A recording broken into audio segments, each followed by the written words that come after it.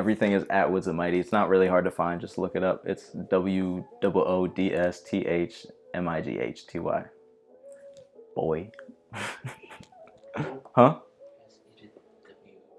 Did I spell it wrong? You forgot the E in the. Voulez-vous coucher avec moi? Say soit. Hey, stay with me until you take off. Wait up. Took my heart and then you made dog. Hey, dog.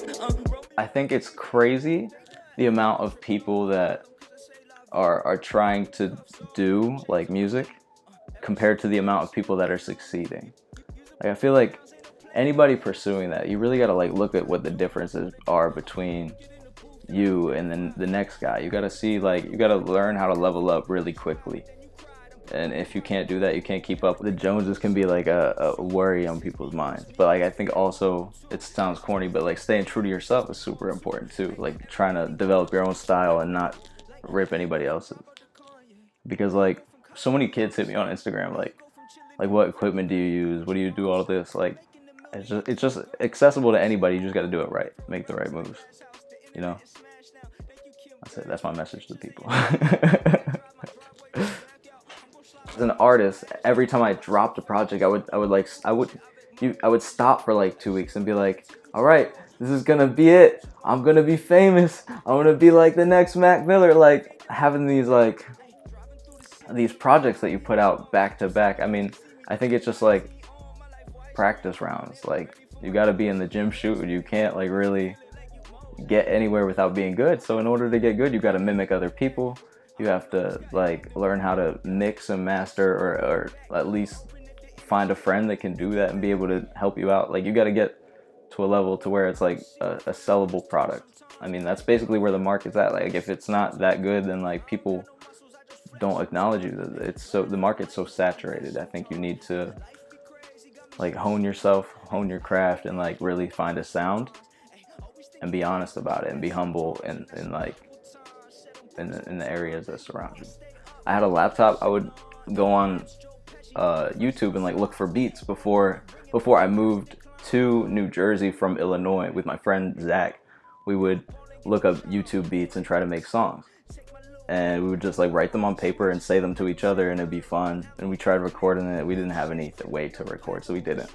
And then so moved to New Jersey, just ended up trying to do it by myself. I had a lot of fun doing it by myself, recording it in various ways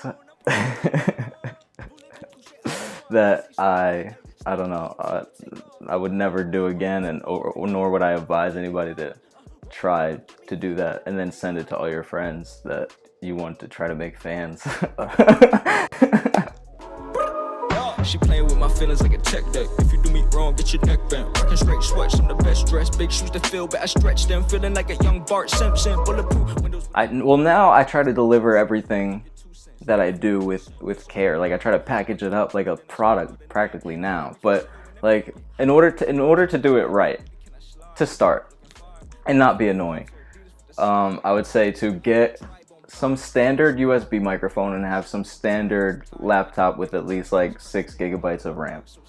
I used a recording program called Audacity. It was super basic, it's free, and you just plug your mic in and you can get a program and headphones and a laptop and be able to do that yourself for like rather cheaply. And then don't put everything out, don't shove everything in everybody's faces. I would go ahead and hold on to this stuff, like make projects out of it, and then if you think it's like valuable, go ahead and put it on DatPiff and let it do its own thing. Like let's see if it grows, not organically, but keep working, keep putting like 10 more out, keep going. Don't like let anybody like say like you shouldn't push more like product. You should always like keep coming. Like I think you can only get better. I would say, I feel like, yeah, when I make music, the words just kind of like, people like, how do you write? I'm like, I don't, they just come to me. Like, I'll say gibberish and then it'll turn into like an actual message that like needs to come out of me. And then the beat wants to like make a song out of it. It's so weird. I feel like I really don't make the music. I just kind of like portray it. Yeah.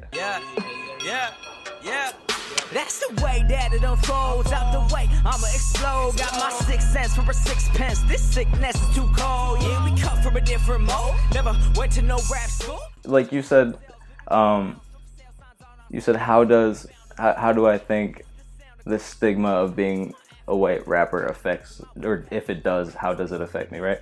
I think that thing itself, I try not to let it, like, I don't know, I don't let it control my being. I think I say things with honesty, like as like growing up like as a white kid, but always wanted to, like, I listened to like Eminem and like I don't know, I always listen to rock too. So like I feel like, and now for now this modern age, like those two things are like clashing so well. Is like that punk scene mixed with like hip hop. So like it's like this digital age of like anybody can kind of really do anything. So I don't let anybody else's thoughts or like opinions get to me. You know what I mean? Like I just kind of go make this stuff.